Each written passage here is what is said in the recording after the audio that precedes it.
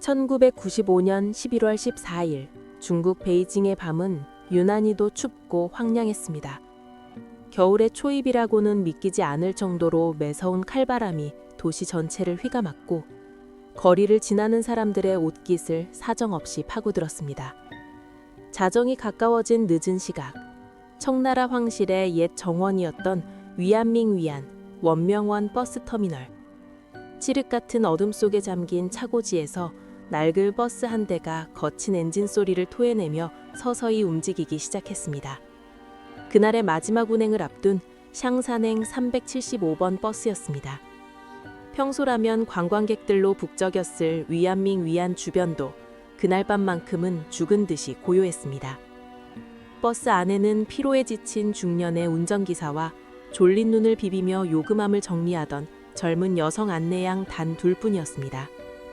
차가운 형광등 불빛만이 텅 빈 버스 내부를 위태롭게 비추고 있었고 라디에이터가 돌아가고 있었지만 차가운 밤 공기를 데우기엔 역부족이었습니다.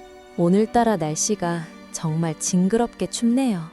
안내양이 몸을 움츠리며 말하자 기사는 말없이 고개를 끄덕이며 핸들을 잡은 손에 힘을 쥐었습니다. 버스는 이내 첫 번째 정류장인 이화원 남문에 도착했습니다. 정류장에는 추위에 발을 동동 구르던 승객들이 기다리고 있었습니다. 서로의 체온에 의지한 채 팔짱을 낀 젊은 부부, 이어폰을 꽂고 세상과 단절된 표정을 짓고 있는 20대 청년, 그리고 두꺼운 외투를 겹쳐 입은 백발의 노파였습니다.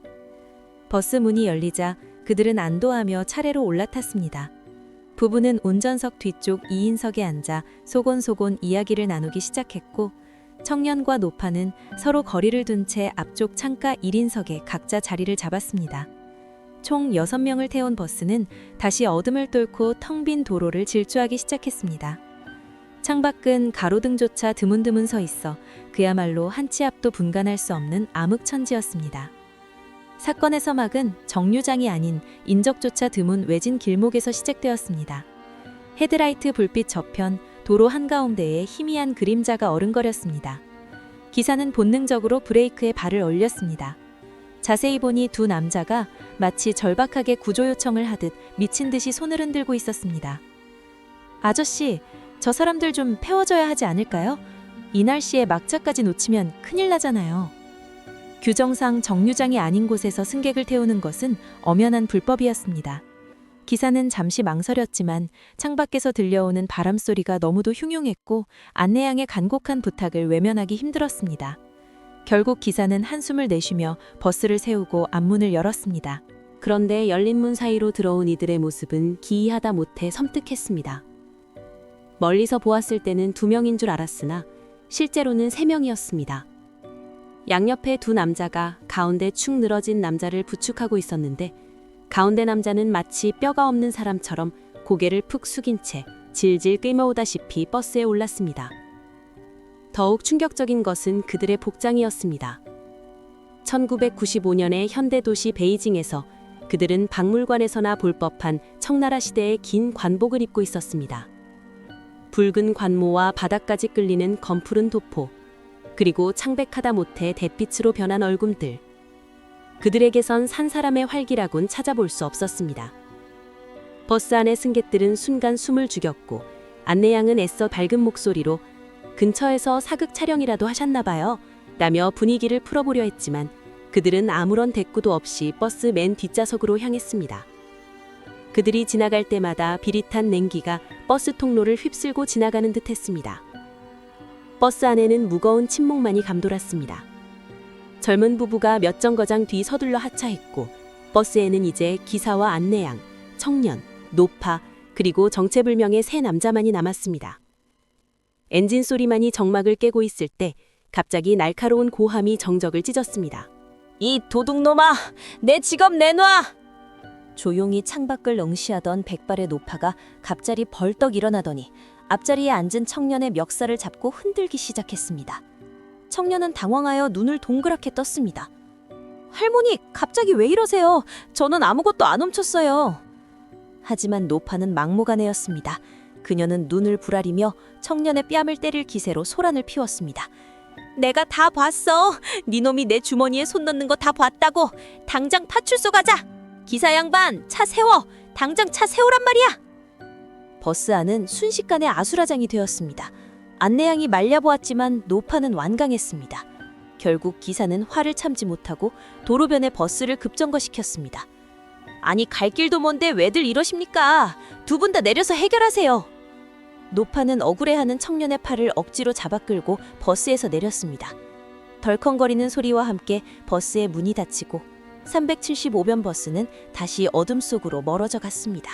버스의 붉은 미등이 시야에서 완전히 사라질 때까지 노파는 청년의 팔을 놓지 않았습니다.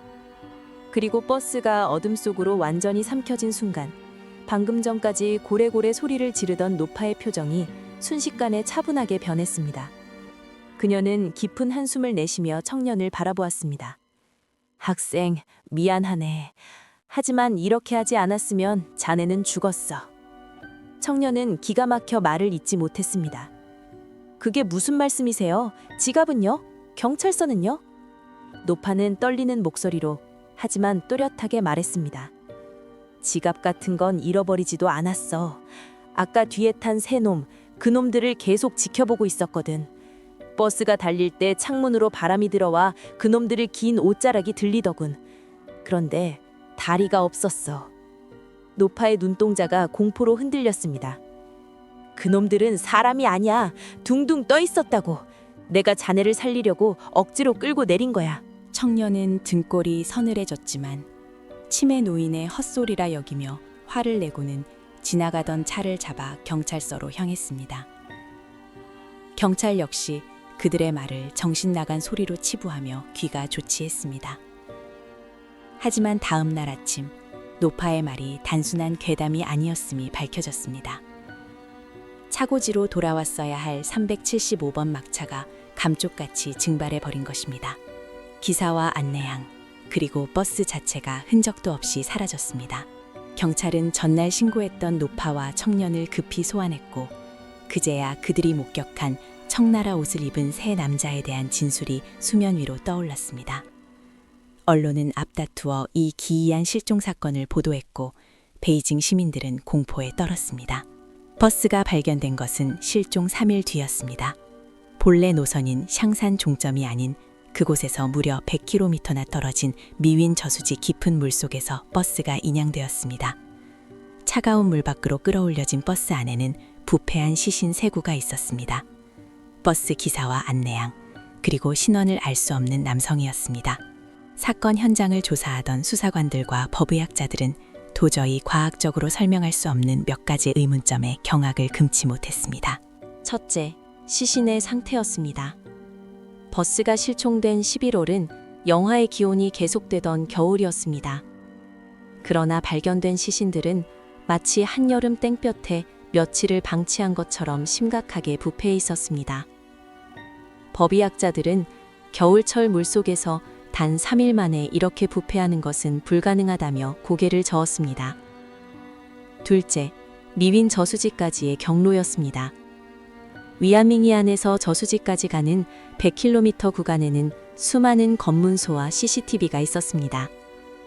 하지만 경찰이 며칠 밤을 새워 판독한 결과 375번 버스가 지나가는 모습은 그 어디에도 찍히지 않았습니다. 마치 버스가 공간이동이라도 한 듯 혹은 투명해지기라도 한 듯 흔적도 없이 이동한 것입니다. 셋째, 가장 소름 끼치는 발견은 연료통이었습니다. 경찰은 버스가 어떻게 그 먼 거리를 이동했는지 확인하기 위해 연료통을 열었습니다. 100km를 달리기엔 턱없이 부족했어야 할 연료통은 가득 차 있었습니다. 하지만 그곳에서 쏟아져 나온 것은 휘발유가 아니었습니다. 역한 비린내를 풍기는 검붉은 액체, 그것은 신선한 피였습니다. 공안 당국은 혼란을 막기 위해 이 사건을 단순한 차량 추락 사고로 서둘러 종결지었습니다. 청나라 옷을 입은 세 남자가 정말 저승사자였는지 아니면 시신을 유기하기 위해 버스를 납치한 엽기적인 살인마들이었는지는 영원한 미스터리로 남게 되었습니다. 누군가는 기사와 안내양 그리고 신원 미상의 남자가 그날 밤 버스에서 겪었을 끔찍한 공포를 상상하며 몸서리칩니다. 30년이 지난 지금도 베이징의 늦은 밤, 375번 버스가 다니던 그 길목에는 여전히 차가운 바람이 붑니다. 그리고 사람들은 말합니다. 막차 버스에 오르는 낯선 복장의 승객을 조심하라고. 그들이 당신을 어디로 데려갈지는 아무도 알 수 없기 때문입니다.